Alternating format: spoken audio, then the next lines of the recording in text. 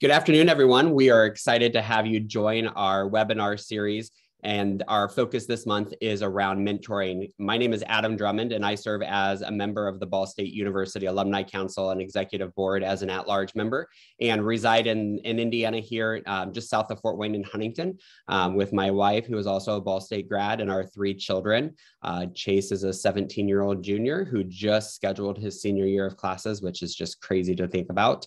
And then my middle son, Carson, is 12, and then our daughter, Carter, is 7 and in first grade. So it's kind of fun to have, senior year, starting to look at colleges, and then a kiddo who's just learning how to read, and kind of everything in between. So our life stays very, very busy. And then in work life, I work as an associate partner for an education firm based out of the Boston area. So it's great to be with you all to serve as your panelist moderator today. And we have 3 phenomenal panelists that I want to give them some time here to introduce themselves at the beginning. So we're going to start with Kaylee and just work our way around. So Kaylee, welcome, and please share a little bit about who you are and why you're here today. Thank you. As Adam said, my name is Kaylee Dial. I'm a current sophomore marketing major here at Ball State, following my 2 parents and my older brother that actually went here. And I have a younger sister that will hopefully come here. We're trying to convince her. Here on campus, I am a mentor in the college mentor program for 2 5th graders.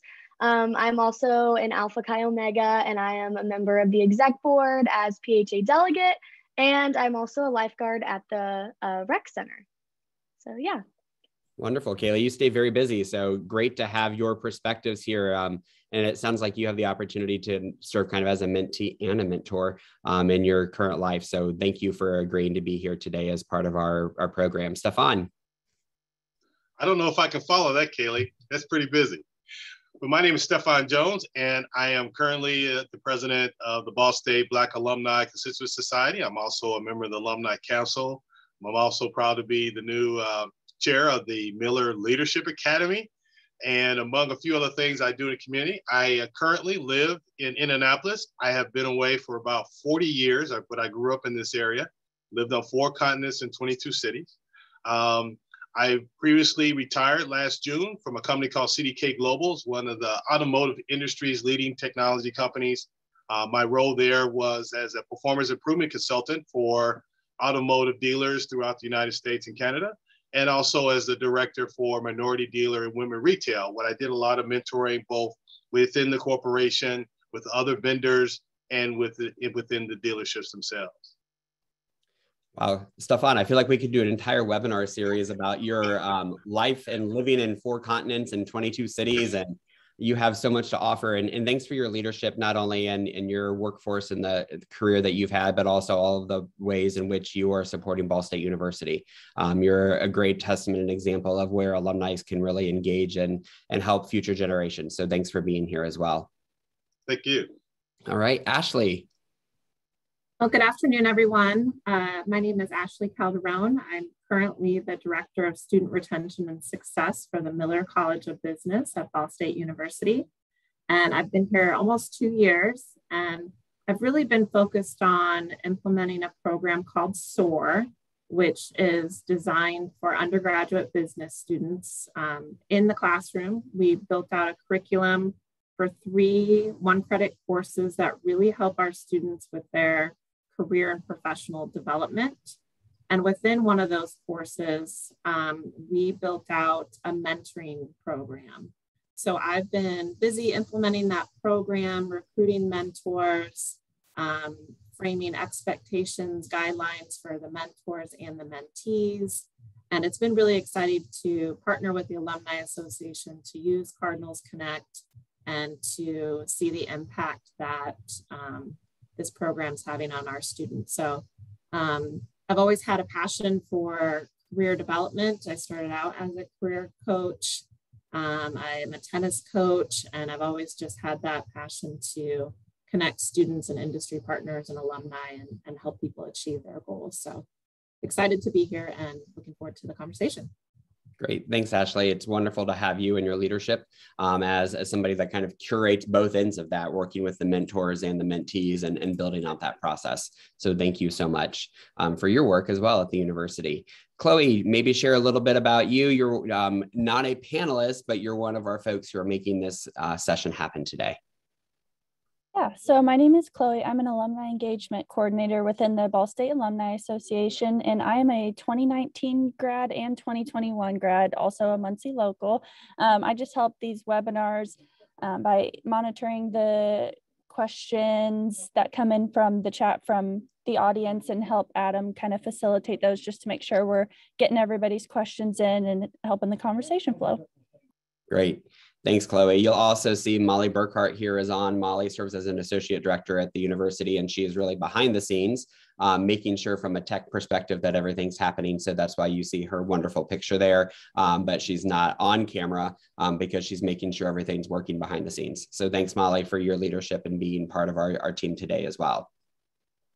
So as we work, and I think for our participants today, this is a little bit different than other webinars that you may have participated in the past. This really is an interactive session. We have 3 great panelists who are going to be here talking about the mentoring experience. Of course, we've helped to design some questions behind the scenes just to help facilitate conversations, but you're giving of your time in an engaging way today. And so that chat room that Chloe talked about is absolutely critical to make sure you're getting what you want out of this webinar series. So please be sure to drop questions, comments in the chat. That helps engagement and interaction. And as Chloe said, she'll be monitoring that chat. And if you have questions for our panelists, I'd much rather hear your questions that you have in the moment versus the questions that maybe we've designed ahead of time in anticipation of the webinar. So your engagement is absolutely critical to the success of our panelists today. So please feel free to utilize that chat with ideas, questions, resources, and we'll weave that into the webinar series over the next 50 minutes. So thank you for being here and being one of our participants in the session today. So to get started, we really wanted to jump in and ask each of our panelists to really talk about how would you define mentoring from your lens, and what does that mean to you in terms of a mentor, a mentee running the program, and maybe just share a little bit about what does it mean to be a mentor in your definition?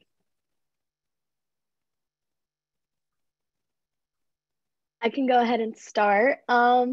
So I kind of have both roles as a mentee and mentor, and I've never had that before. So I kind of have both perspectives. But to start off, I think that mentoring someone is to really just support them and to help them to accomplish their personal goals and like scholarly goals. And I know for myself, having 2 5th graders, I'm just kind of like a main source of support for them and help them like to guide them in life overall as a source of like integrity. And I also think that being a mentor is kind of being a sense of clarity and just being able to be like that source to answer all questions that someone has and just be sort of a guide for life, like overall. Kaylee, are you looking to mentor other people? Like, that's such a great answer. I think I need you as a mentor. I love it. I love the integrity and the clarity and that source of support. So, wow, that's great. Thank you, Kaylee. Maybe one day. Yeah. Yeah, I kind of would define, mentor as somebody who's sharing their wisdom. And in most cases, we think of wisdom having to be somebody who's old and gray and sits on top of a hill or what have you. But all of us have experiences, firsthand experiences. It's different than what I call intellect, which is learned behavior, but be able to share your experiences, not always your successes, but sometimes your failures are just as much of a good learning point to share with someone. It gives you an opportunity to share that. And oh, by the way, you get enlightening from the mentee on how they're dealing with it, because it's a 2-way street. I mean, I learn a lot from my mentees. Great. Yeah, I like that. I've thought a lot about this question as we were building out the mentoring component for the SOAR program. That's sort of where we started. What is mentoring? How are we going to define it and build out this program? And so we sort of came up with it's a professional relationship where there's really purposeful interactions. And I know Stefan will talk about this later on today. Those purposeful interactions have goals, right? They're meaningful conversations. But the part that we built out was kind of what Kaylee was saying. It's those interactions, those conversations, like trust is built, goals are set, and then feedback is welcomed. And so I've said that often when I've, kind of recruited mentors or talked about our mentoring program in SOAR, that feedback, that clarity, that purpose, those stories that you're going to share in those interactions are going to help those students so much. So that's sort of how I view mentoring and how we've viewed it for the SOAR program. Yeah, Ashley, real quickly, since you brought up the SOAR program, and can you talk maybe a little bit about what the Miller College of Business has built within that SOAR program, and maybe just give folks just a quick overview of what that looks like, because I know other colleges within the university are starting to look at mentor programs, and I know it's also in the strategic plan of the university to really look at the goals of mentoring. And so I think it'd be great for folks just to maybe get a quick high-level overview, and then we'll jump into maybe a question or two that may have already popped up into the discussion board in the chat room. Sure, yeah. So the mentoring component of the SOAR program is tied to MCOB 200. It's a class that typically sophomores take. It's a 1-credit course, and it's sort of their big project. They have the entire semester to meet 4 times virtually with a mentor that has specifically said yes to being a mentor for Miller College of Business. And there's some guidelines, code of conduct, expectations. We call them milestones, but at the end of the day, they're assignments that the students have to submit. It's a lot of reflection on what advice was given.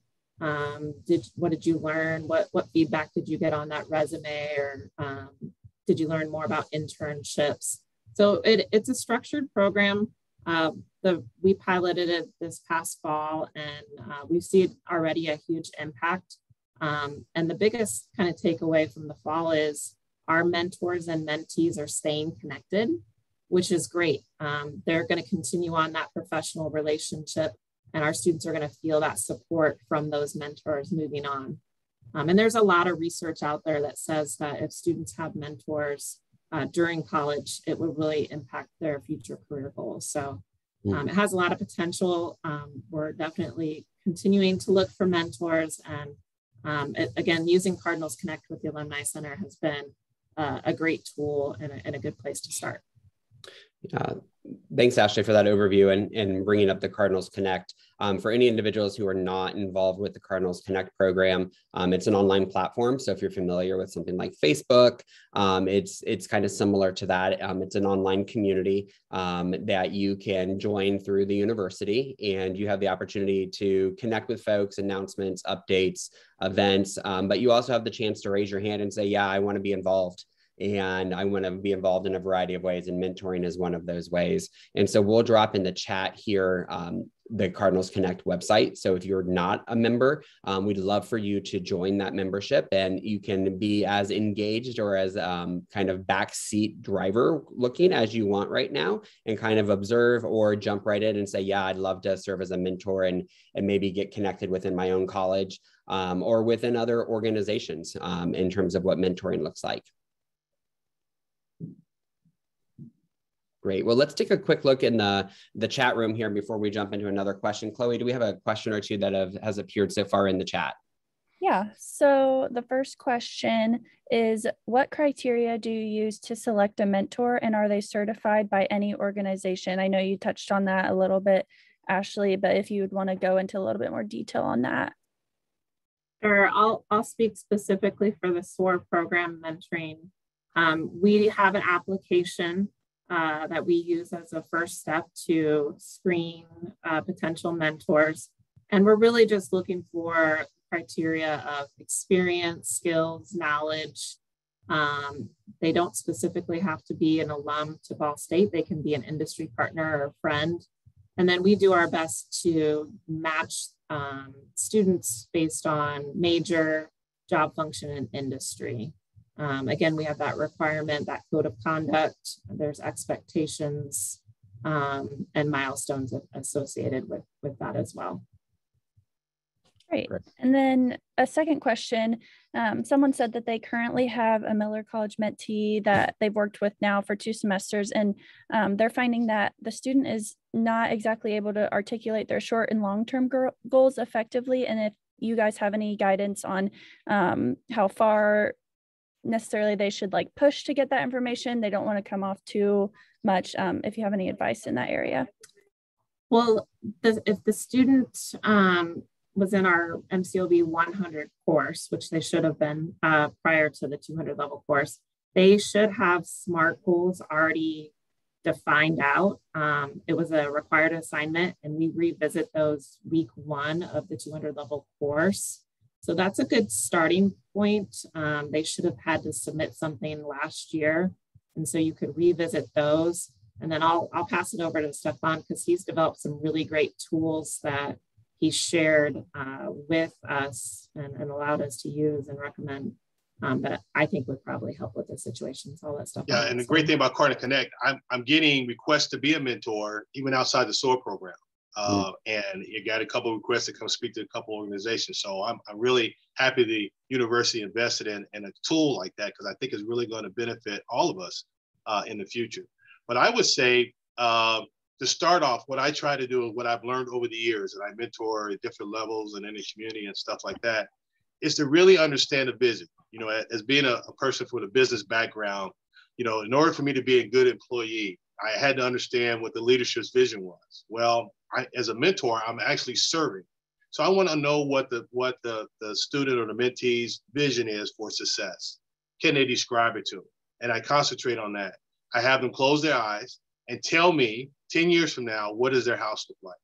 I want them to describe the number of bedrooms. I want them to describe to me the car that sits in the driveway. I want them to describe to me, do they plan on being, you know, a family person with children and those kind of things. Tell me the location where you want to live. And now that we have Google, which I didn't have when I was growing up, that we can go and research those things to see what it would take and put a dollar amount, a measurable amount to it to achieve those goals. And once you have that, you can go through a drill to do some backward planning of things they can do as stair steps to reach that. Or we can find out that maybe the goal that they have is maybe a little bit unrealistic on the way they plan on reaching it. And we can start to put in those things to help them get to where they want to go. And it doesn't become my plan, it becomes their plan. And they seem to like to engage that way. I think the key as we think about mentoring, it's really allowing them to reflect on where are they today and where do they want to be in the future. And I think sometimes mentees struggle because they don't know what that looks like. And, you know, even college students who maybe are in the process, who are in a specific degree, they don't really know what that looks like post-graduation. And I mean, let's be honest, you know, we've all maybe have had career changes in our lives as well. And so I think it's really around how do we guide and help prepare and give folks resources to think. And so I think, Stefan, a couple of the resources and examples that you just gave are fantastic for people to kind of vision their future self, right? I have a couple of friends who are involved with me doing some healthy lifestyle, fitness, nutrition. And one of the things a lot of fitness coaches who mentor talk about are vision boards. And what does your vision board want to look like? And you actually create this board of what your future self is going to be. And I think that's a really great access activity for mentors and mentees to kind of talk through. And it's a little bit like what you just talked about, closing your eyes and saying, what does that look like in 5 or 10 years down the road?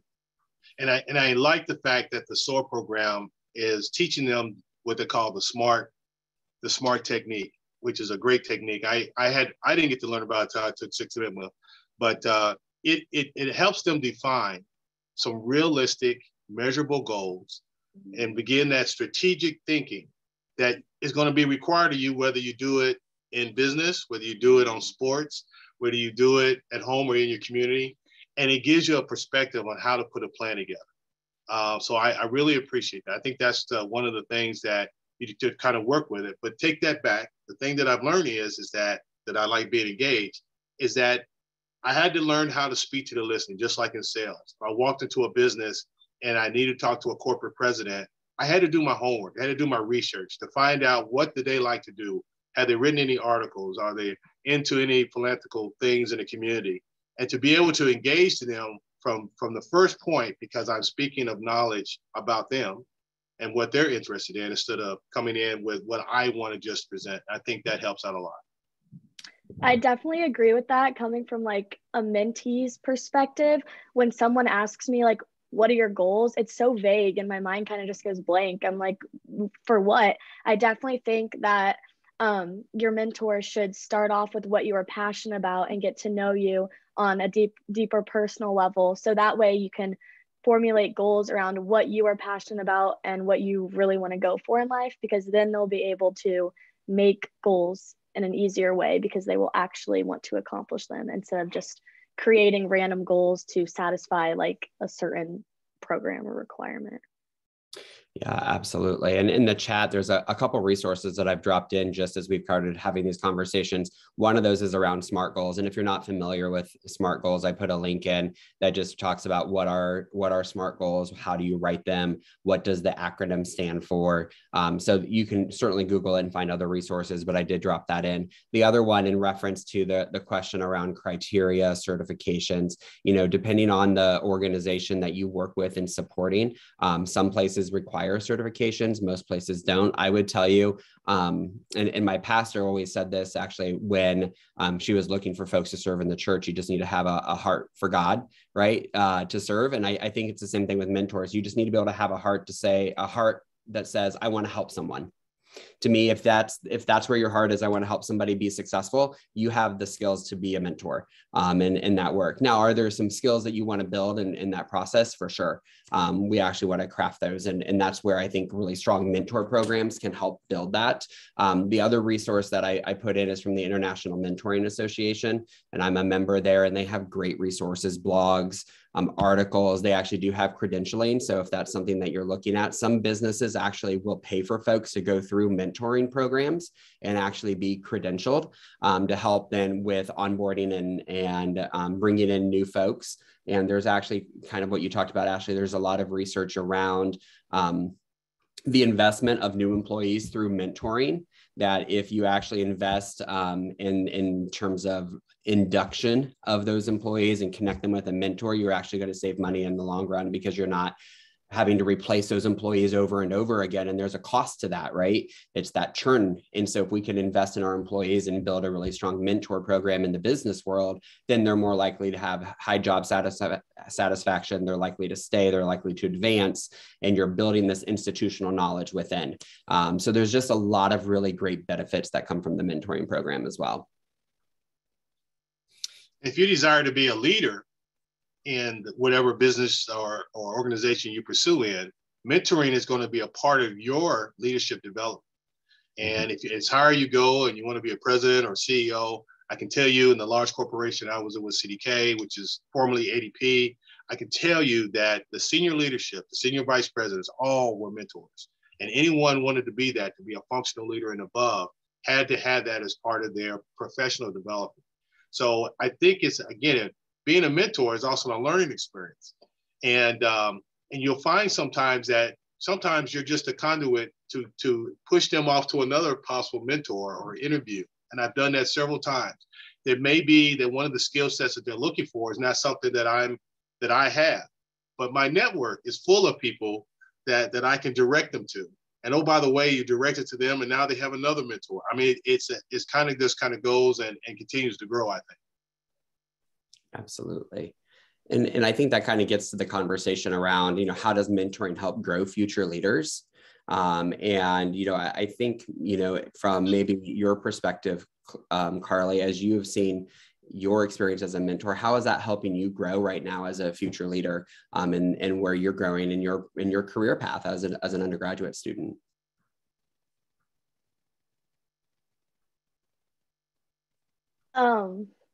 Being a mentee it was very difficult at first. I wasn't ready to, I guess, it was hard to open up to someone that I didn't know about where I wanted to go in my career.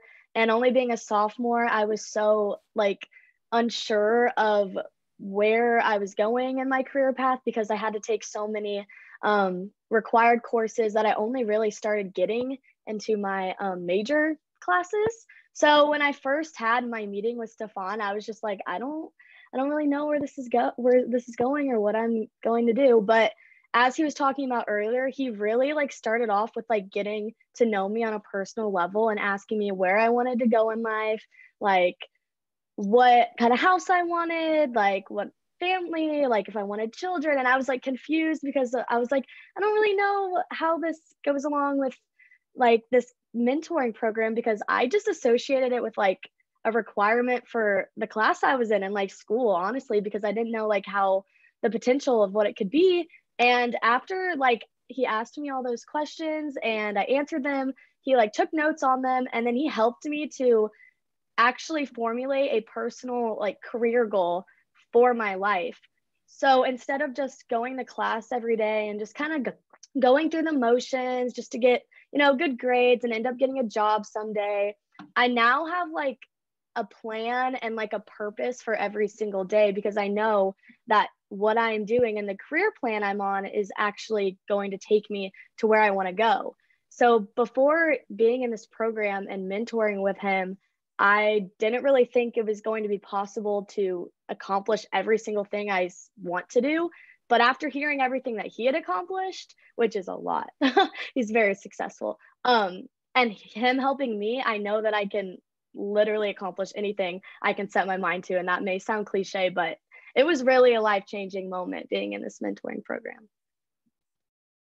I had a teacher when I was at Ball State. His name was Dr. Hal Chase. He was the director of African American Studies, but he wasn't African American. And he always came up with challenging questions when you came into his presence. And one of the things he asked me, because I used to be a pretty good athlete, was who are my heroes in life? Who were my heroes growing up? And of course, one of my heroes was Martin Luther King. And he said, so I'll tell you what, Martin Luther King pretty well. You probably can recite a few speeches and quotes and those kind of things. But can you tell me who was Martin Luther King's mentor? And it stunned me. So I thought, since Martin Luther King's father was a pastor at the same church, I assume it would be his father. And he said, no. And he introduced me to this man named Dr. Benjamin E. Mays. If you haven't heard of him, you ought to kind of Google his name and go look him up. But Dr. Benjamin E. Mays is someone you never heard about, who was not only the mentor to Martin Luther King, but to Thurgood Marshall, but to Andrew Young, and several other great leaders. And you just like, what does this guy put upon them to make them go above and beyond and be successful? And that really kind of changed my life. And all of them had a tinge of service, not just being successful in what they did, but serving their community, serving their alma mater. And that's kind of why I'm engaged today. I think that just being successful monetarily feels great, but what am I going to leave behind? Because, money goes away. All the things you acquire goes away. And, when you go into the cemetery, they don't take a U-Haul truck with you, your boat and all that kind of things. It's just you. So what legacy are you going to leave behind that's going to be significant enough that it keeps on going? And, all the leaders that I look up to, they always talk to me about how they perceive what they're leaving behind as a driving force, what keeps them going. Mm-hmm.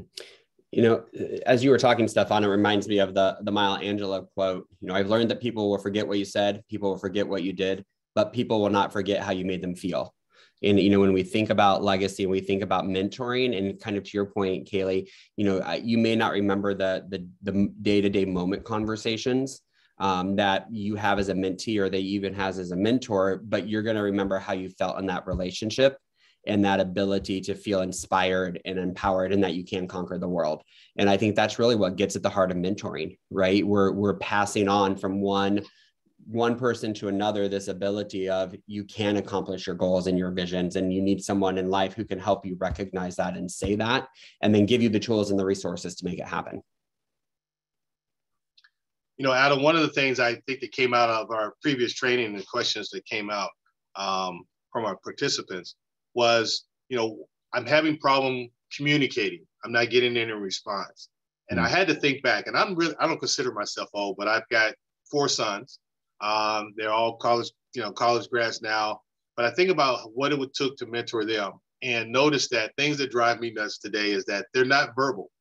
They don't pick up the phone and call you. They text.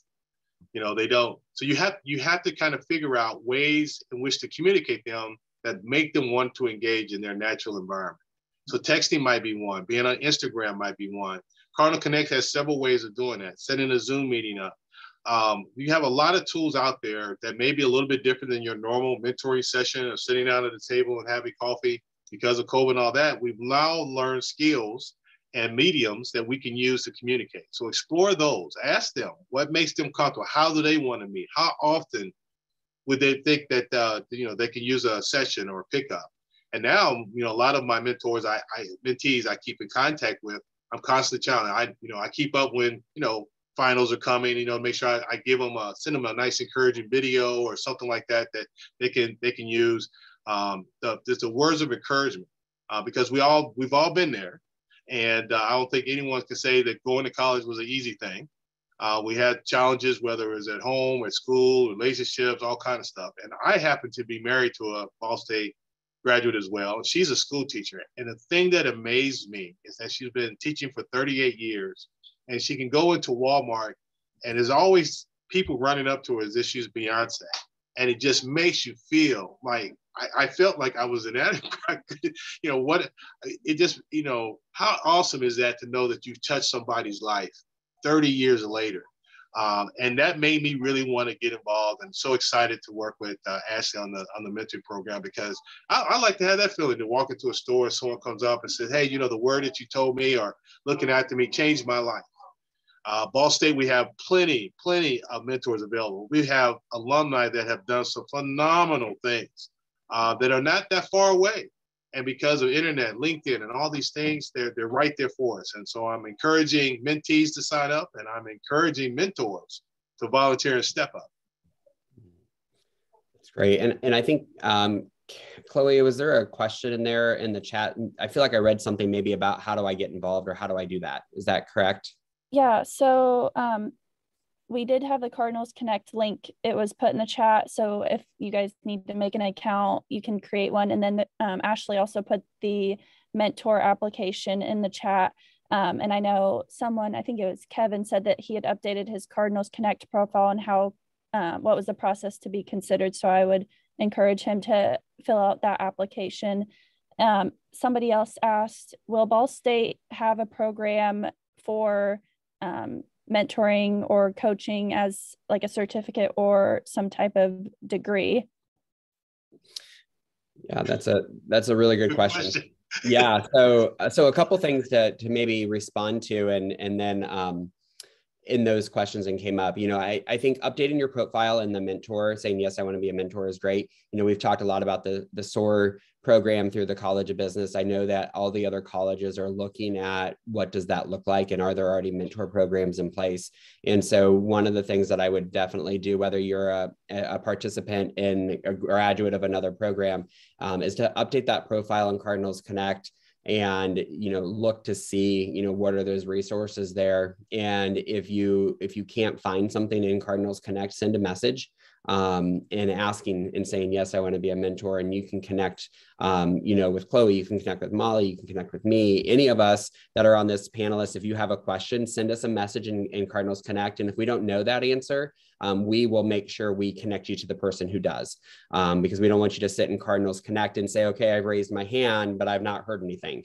So, let us know, and we'll make sure we get into that connection. The question around the certification and, those type of pieces, I think one of the goals of the university is really looking at the opportunity to offer courses and certifications and credentialing that are outside of graduate degrees or doctoral degrees, looking at that certification for workforce ready skills.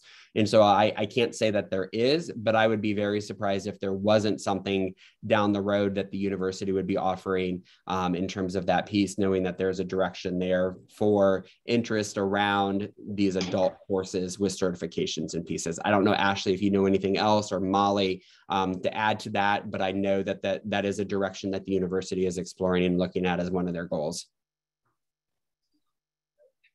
And I think you did a good job, Adam. Kate had asked, for someone new to mentoring, how does one get over the hump of starting?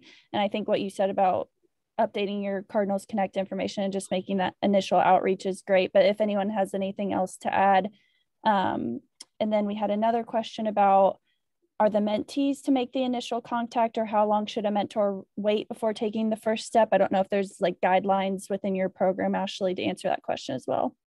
Yeah, so if you're talking specifically for the SOAR program this semester, students have until February 18th to make that initial contact through Cardinals Connect. So I would just make sure your settings are set in your Cardinals Connect so you're getting those messages, those alerts.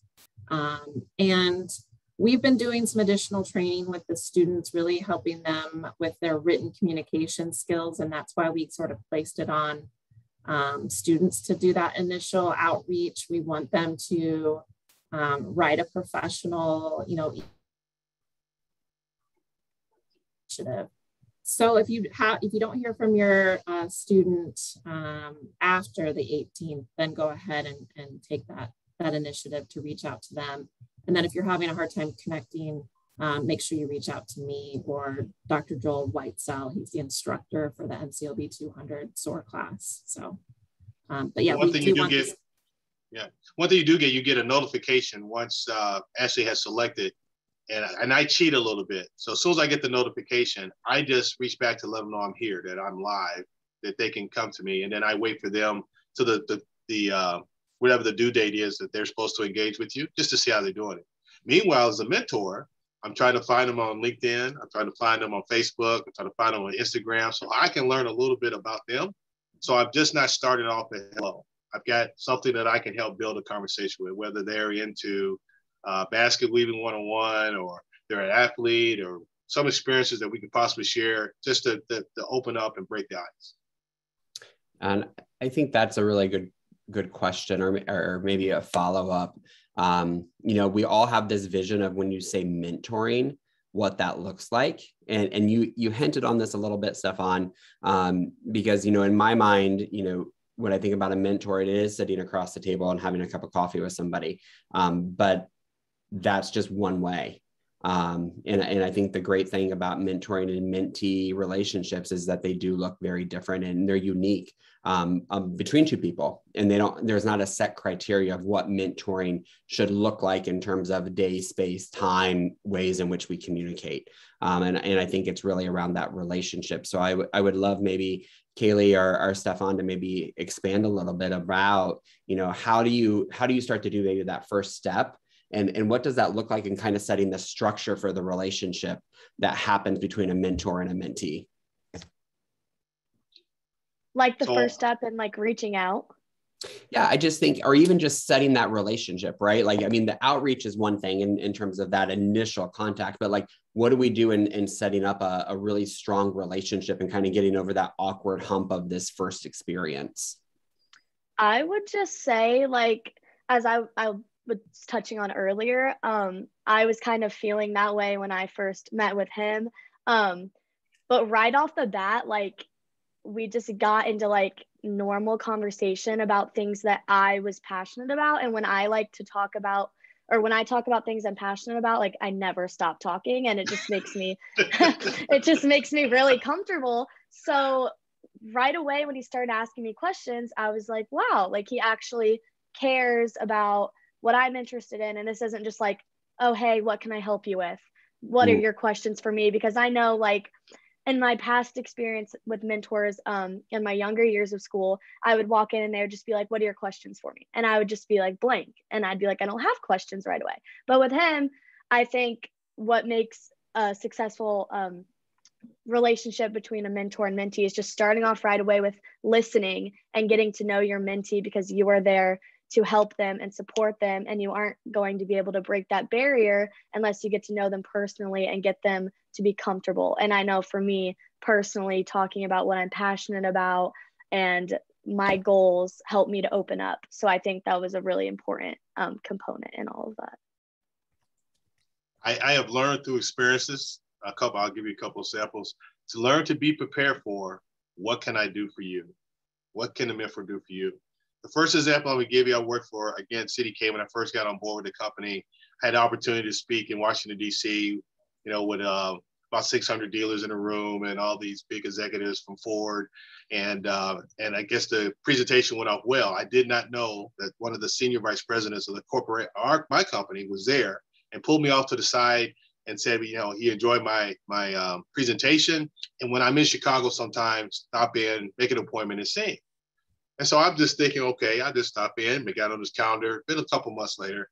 And I went into the office, and he asked me how I was doing, how was my family doing. He was asking me how things were going on with me in the company and my role. And then he said, so what can I do for you? I mean, just to kind of blew up what, and I was not prepared because I was just looking forward to just something to be laid on the table. I learned that I had to go see a junior vice president before I went to see him ever again to be able to be prepared of what he may ask me that's going on in the company, or he might be preparing me for an opportunity. And he informed me that every time he meets with an employee, he loves meeting with employees at all levels. But he had to, as a senior executive, always have a game plan for looking for potential leaders in his company. So every time someone came up to him, in his mind, is this a person going to be right for my team for a role that may not be open today, but in the future? And that his mentor always challenged him to have a legacy program where he can know where to pull people from. And part of his success, he said, wasn't me. It was the ability to pull people on my team that can make me look successful.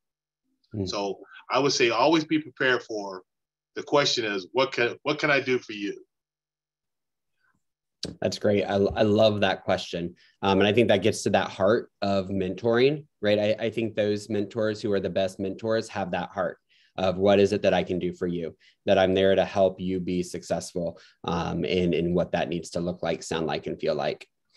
A quick thing I noted in the chat here, I believe maybe it was Kathy, it's kind of up a little bit here, but just want to bring it to folks' attention if they're not following the chat in particular. But Kathy Day said that I believe it's the College of Science and Humanities also has a mentoring program that is available. So if you're looking to maybe get connect, I think it's called Compass Advantage. There's a URL in the chat that you can also connect into. So another university program. And then of course, she gave a huge shout out to the SOAR program, Ashley, and the great work that you're doing there as well. So another question, maybe as we think through this, so somebody who may be reluctant to say yes to being a mentor, maybe they do feel like that they don't have the credentials or they don't have the skills or they don't have, what they perceive to be the necessary requirements to be a mentor. How do we help folks who we think may be really great mentors and help them say yes? What would we recommend, or what advice would you give folks who maybe are on the fence about mentoring? My first advice is an old wives' tale. This came from the Honorable John Lewis. I kind of wrote this down. If not you, then who? If not now, then when? And if not here, then where? And if you ask yourselves those questions, and if you're concerned about what you see on TV, I'm here in Indianapolis, and I'm constantly hearing about all the shootings and all these other kind of things that go on. I come to campus, and I'm hearing, and I'm on several scholarship committees, and so I'm reading these applications and kind of getting a feel for what students are looking for and they need. First of all, if you consider being a mentor, you think there's a need. I can tell you, I just read through about 32 college applications just last month, and every one of them, what can alumni do better? Wish I had a mentor. Was probably the most common thing. I don't see the engagement. I don't see the alumni. And I had to pause for a minute. Where are the opportunities for us? What is our role as alumni? Really, what is our role? Is to reach back and be an example, to be a link or connection, a network. I think about the great schools. Ball State's great. One of the ones that I was a fan of growing up was Notre Dame. And the thing that I was amazed at Notre Dame was one of the hardest schools to get a ticket to the football game. I'm still trying to get one. And their alumni are engaged. If I go to an HBCU, smaller college, and I go down south, their alumni are engaged. They know that the students and what it was like to be a student, and that it's important to reach back and give back a little bit. If you belong to a fraternity or sorority, no matter which line you're on, all of our preamble say, the purpose of being a part of something like that is the ability to take what we know as knowledge and to reach back. And so don't wait. In this day and age with COVID, the experiences that our students had to go an extra step and experience, being alone, doing things from Zoom, again, being married to a teacher, I've got to see that firsthand. They need that engagement. And it can't always be from mom and dad, or, hopefully someone may not have the uncle. You might be the uncle or the aunt that they need to look up to. And sometimes it may not just be about school. It may be about relationship, the distractors. If you think about the distractors, one student told me that he felt that there were 3 major distractions on the campus. The first one being financial. The second one being social. How am I socially accepted? And how do I build the relationships that's going to propel me in my future? And who else can help the students do that? I think our professors do a great job in the classroom, but it's limited. They don't have always that opportunity to be able to reach out. And here we can be someone who's not in the classroom, who's actually living the life, has some mistakes, has some successes, seen a few things that we can maybe expound on, not to make them like us, but to give them some ideas of things they can do to be prepared for them. I would say if you are considering being a mentor, but you are still doubting about it, I would honestly say just to go for it, because you don't have to be some crazy successful person to be a mentor. I know personally, when I got asked to join College of Mentors just this year, I was doubting it at first because I was like, am I really qualified to be a mentor to these 2 little 5th graders that really need help? But after joining it, I realized that you just have to have enough discipline for yourself and enough passion to help others, that if you have those 2 things, like, you can truly change someone's life. And I can honestly see, like, I've only had 2 meetings with these little kids and I'm already changing their lives because I truly care about helping them and just trying to help them better their lives. So if you have those 2 things and if you're passionate about helping people, I would just say go for it.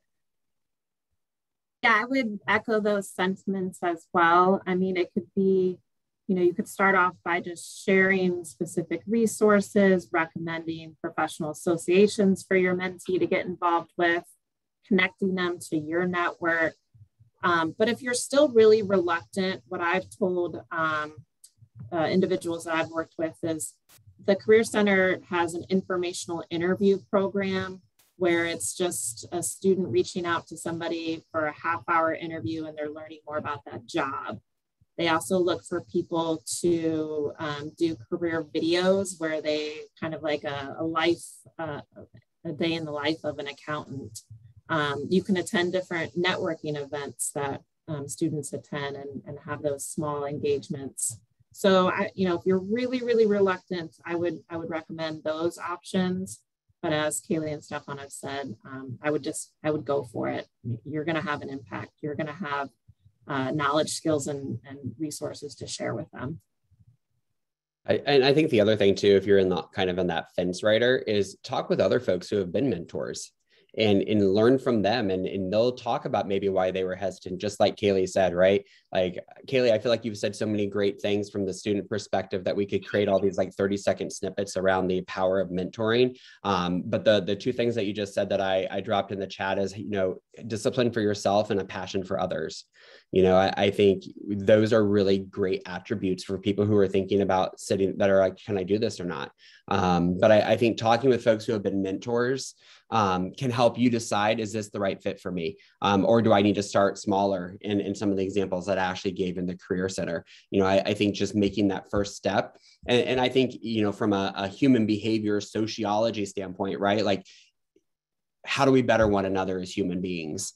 And how do we help support one another? And that, to me, that's what the mentoring is I want to help somebody else feel successful in life. And a lot of times it is just a listening ear, and to have a place that's a safe space to ask questions and to vent and to share celebrations or share concerns in that process. And so mentoring really is this great opportunity for 2 people to engage in a relationship that helps not only professionally, but personally. And even I saw in the chat earlier, talking about the arts and the music and those other interests that come to be, all of those things end up getting discussed in this relationship piece that may have started out as a business focus, but we actually get into these other areas of life.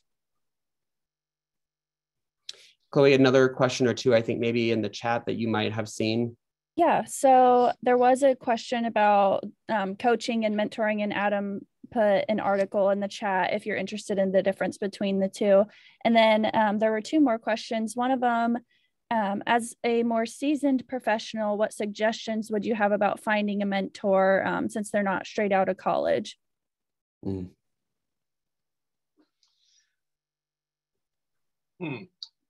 So the first thing I look for, and I take it back to my sports days, is that my coach told me in high school, and he was very successful, that he trained us based on the champions.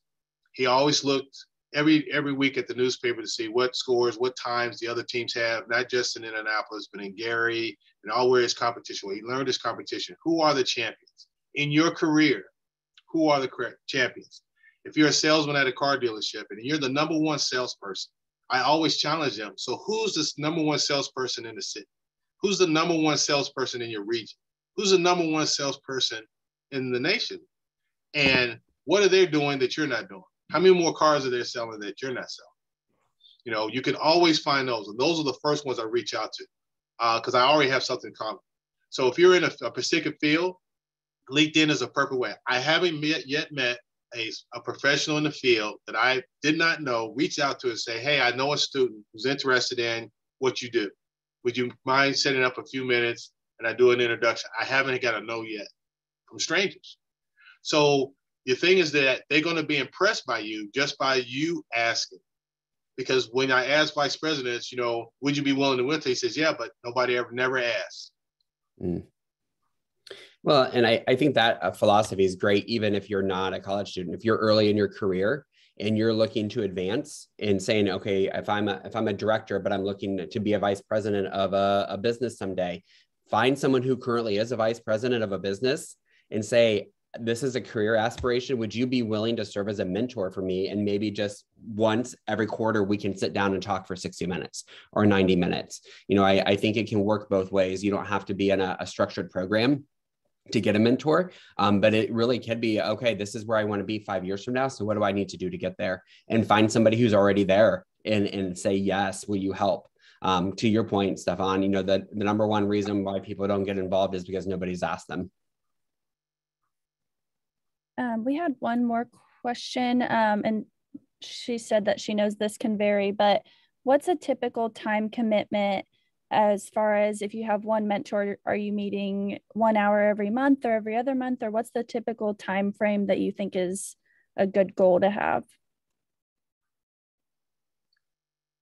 Well, we were really specific with our requirement for the SOAR program. It's one academic semester commitment, 4 virtual meetings, and we encourage those meetings to be an hour long.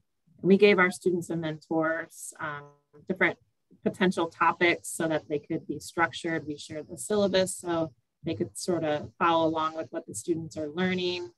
But like I said at the beginning, we saw a significant, I think it was like 84% of our mentors and mentees are going to stay connected. And so I think once you have that professional relationship and that trust built, then you're going to continue on as needed. So I think when you join a structured program, there's specific requirements and goals out there, but then it's just sort of as needed on a needed basis. And Stefan even mentioned this, like he'll reach out during finals week, or if you see an article, you send it, or if Kaylee has a question, I'm sure she'll reach out. So I think it goes beyond the requirements sometimes. And I think that first meet and greet that you have, that's one of the things, if no other goal that you want to accomplish at the end of the conversation, is how often, where, whether it be Zoom, LinkedIn, or whatever, do you want to engage? And I let the mentee set that table, and I tell you why. Even though I'm very busy, I know the students are very busy. You know, you got to remember that I'm one of my mentees. Not only was he had a full load, he was working 25 hours a week. He was running back and forth. He didn't live on campus, and he had quite a drive. And so I had to honor the time and his time schedule. And sometimes they were very short, but at least we were touching base. And again, some of that's just to make sure everything's okay. Again, sending them articles, and that, you know, gave us a reason to discuss or what to discuss on the next meeting.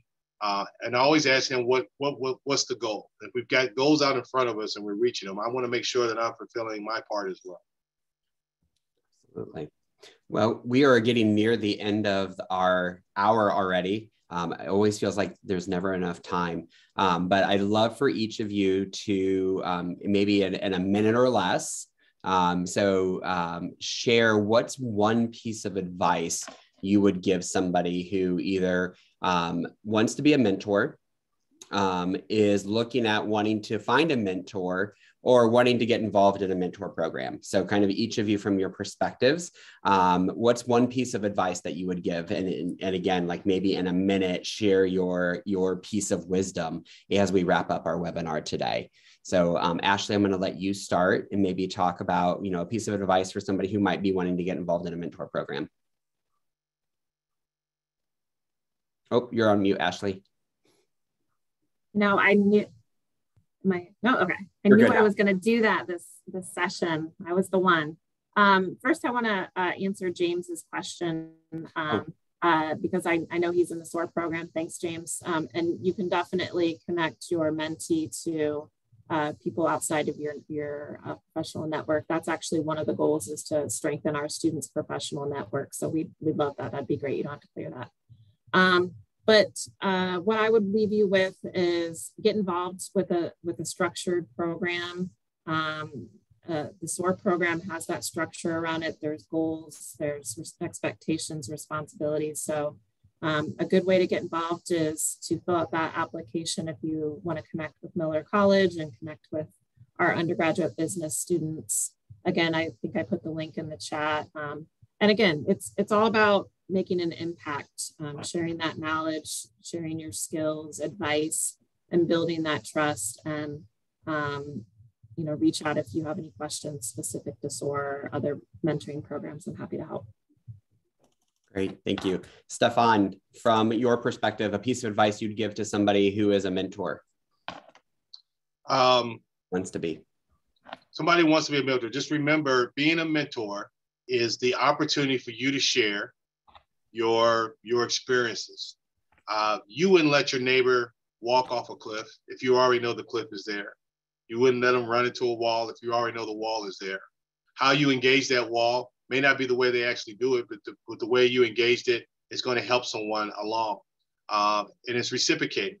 So I wouldn't worry about what my past was if I don't have a whole bunch of accolades. The issue is, do you care? Do you have the passion to want to make a difference? Do you have a passion or a skill or ability that you know that is rare out there that you need to share? I know all the universities, no matter which college you come from in Ball State, and I talked to several of the deans, all of them look for alumni to reach back to keep them on the upper crust of what's going on out in the business world, so they can keep their curriculum and the engagement and their students prepared for what they're going to meet. Great, thanks, Stefan. And then Kaylee, from your perspective as a mentee, if I'm early in my career or I'm a student and I want someone to be my mentor, what advice would you give them? I think the most important piece of advice I could give a mentor as a mentee is to just listen, truly listen to a student's goals and their passions. Because I know as a student, I get more engaged and exciting and overall in a classroom or in the mentor area and standpoint when they listen and show that they truly care. Being younger, I know that if someone talks down to me, it just makes me feel small. But just being able to talk to a mentee just like they're your age, and just truly listening to everything that they want to say, and just creating a connection overall. Great. Thank you. Kaylee, Stefan, Ashley, thank you so much for serving as panelists today. I think based on the activity that we had in the chat, this was a really powerful session, and we were able to provide a lot of resources and opportunities for folks to connect and engage. I did drop in the Cardinals Connect link again for those folks who want to say yes. and jump in. And even if you're just wanting to learn a little bit more, Cardinals Connect has a plethora of resources, not only for mentoring, but really staying connected with Ball State University. And the great part is you spend 4 years in college at Ball State, but you're a Cardinal for life.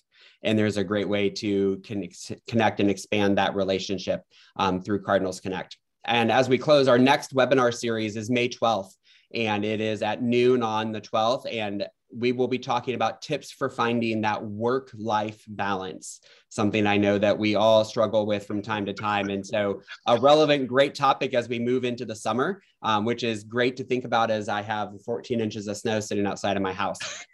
So the next time we come together, the sun will be out, spring will have sprung, and we'll be talking about those opportunities for that work-life balance. So thank you all for joining us today on this important topic, and hope that you have a wonderful weekend as we get near the end of the week.